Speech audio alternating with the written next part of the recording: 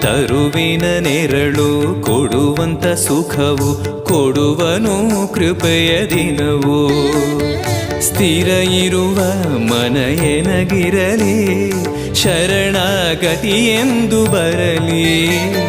ಭಗವಂತನ ಪ್ರಿಯ ಮಗನಿವನ, ಸಾರಿ ಬದುಕು ಇರಲಿ.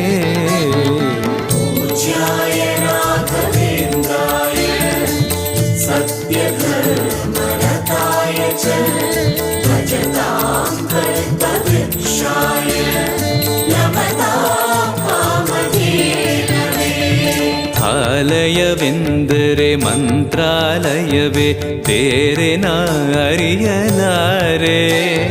ರಾಜನು ಎಂದರೆ ಶ್ರೀ ಗುರು ರಾಜನೇ, ಮತ್ತು ನಾ ತಿಳಿಯಲಾರೆ.